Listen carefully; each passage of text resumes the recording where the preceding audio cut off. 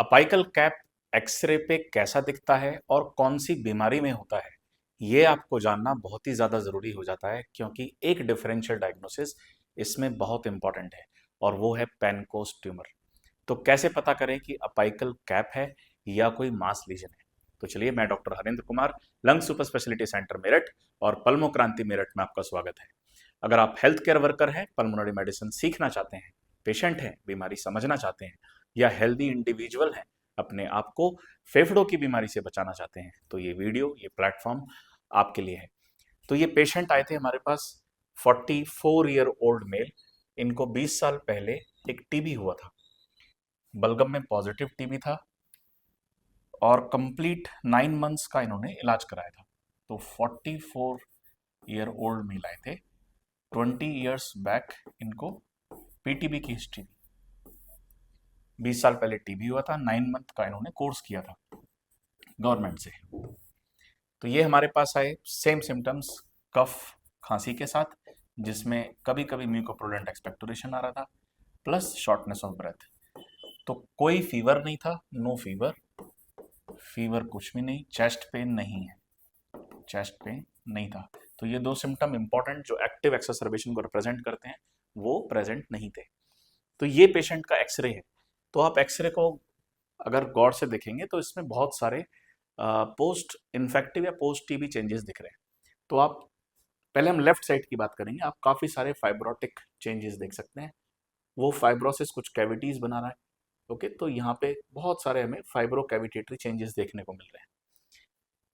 अगर हम डायफ्राम की भी बात करें तो डायफ्राम फ्लैट नहीं है, सॉरी कॉन्वेक्स नहीं है, काफ़ी जगह उसका कंटूर डिस्टर्ब्ड है, कोइंग ऑफ डायफ्राम प्रेजेंट है because of the fibrosis. Lungs hyper inflated हो चुके हैं, आप यहाँ पे काफ़ी सारा फाइब्रोटिक चेंजेस अप्रिशिएट कर सकते हैं।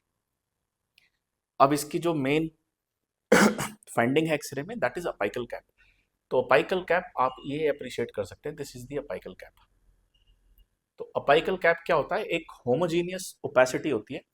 सो apical cap is the homogeneous opacity, homogeneous opacity मतलब पूरा कंटिन्यूस वाइट कलर की ओपेसिटी, उसको होमोजीनियस बोलते हैं, जो हमें देखने को मिलती है अपाइकल रीजन पर। बिकॉज ट्यूबरकुलोसिस यहीं पे ज़्यादा एक्टिव होता है, या तो राइट अपर पे रहेगा या लेफ्ट अपर पे रहेगा, और ठीक होने के बाद यहाँ पे एक फाइब्रोसिस बन जाता है और जिसे हम अपाइकल कैप कहते हैं। तो ये नॉर्मल फाइंडिंग है। पोस्ट टीबी लंग डिजीज में आता है, मतलब टीबी के बाद बहुत सारी लंग डिजीज होती हैं, उसमें से एक है अपाइकल कैप। तो ये कई बार इंसिडेंटल फाइंडिंग हो जाती है। अब हमें इसमें क्या ध्यान देना है, वो इंपॉर्टेंट चीज़ है। तो सबसे पहले तो हिस्ट्री बहुत इंपॉर्टेंट है। अगर टीबी की हिस्ट्री है तो हम अपाइकल कैप समझेंगे।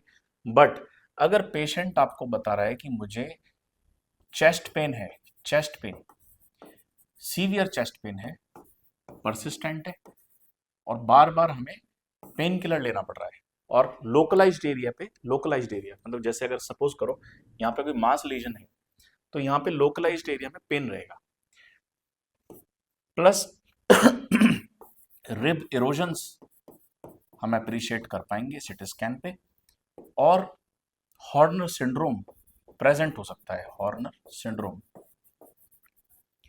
तो ये तीन फीचर बहुत ज़्यादा इंपॉर्टेंट है। अगर ये प्रेजेंट है then you can suspect Pancoast tumour. Pancoast tumour मतलब एक मैलिग्नेंसी होती है जो इस एरिया में प्रेजेंट होती है, तो आप ट्यूमर सस्पेक्ट कर सकते हैं। प्लस कई बार अगर इसको हम देखें, अभी तो ये अपाइकल कैप हमें ऐसे दिख रही है, बट अगर ये ओपेसिटी हमें ऐसे दिखनी स्टार्ट हो जाए, मतलब ये पूरा वाइट एरिया हो जाए, तो इसको कोलैप्स भी कह सकते हैं, राइट अपर लोब कोलैप्स या अपाइकल सेगमेंट कोलैप्स। तो अपर लोब कोलैप्स में भी वाइट ओपेसिटी देखने को मिलती है। तो जितनी भी ये कंडीशंस हैं, अगर जैसे ये अपाइकल कैप हमें कंफर्म है टीबी की वजह से, कोई सिम्टम नहीं है, पोस्ट टीबी लंग डिजीज है, तो सिटी स्कैन की जरूरत नहीं है।